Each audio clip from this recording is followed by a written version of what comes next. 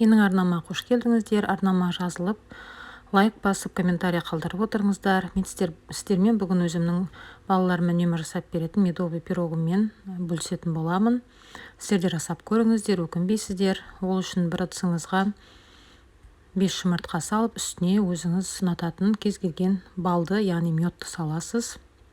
Бұл жерде бұл пирогқа шекер салынбайды, мед болған соң мед өте тәтті. Сосын ерітілген сармай саламыз, қаймақ саламыз және кішкене тұз қосып жібереміз осы жерде.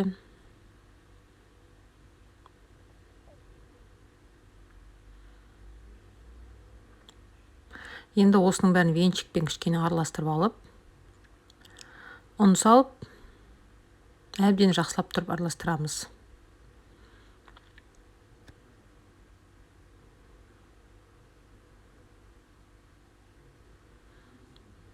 Міне біздің смесіміз дайын болып қалды. Ішінде іртік жоқ, жақсы болып араласты.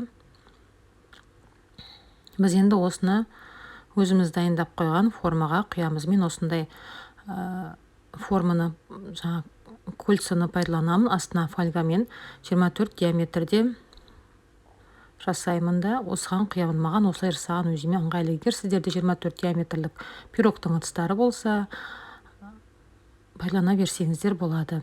Және енді осы құйылған пирогымның смесіне малина, менде үйде дайын мұздатылған малина ғана болды.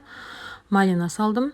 Сіздер өздеріңізде қандай бар жидектерді қолдансаңыз болады. Малина, клубника, қайсысы бар, свежий күйінде де пайдалануға болады, мұздатылған күйінде де пайдалануға болады. Неғұрлым молырақ салған сайын соғұрлым дәмдірек болады. Бәрін осылай салып шығасыздар.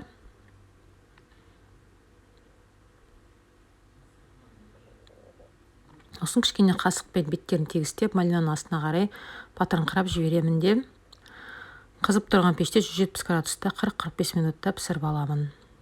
Пирогым пісіп шыққаннан кейін мен үстіне шоколадный глазурь құйдым. Балаларым солай жақсы көретін болған соң, сіздер құймасаңыздар да болады. Енді қазір мен пісіп шыққан пирогымды сіздерге кесіп көрсететін боламын.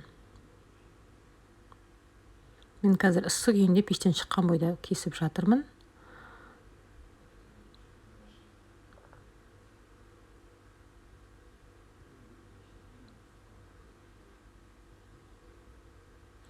Мына ортасын көрсетейін. Осындай әп-әдемі пирог шығады. Дәмі де сондай өте нәзік. Жақсы пирог. Менің арнама жазыла кетуді ұмытпаңыздар. Рахмет.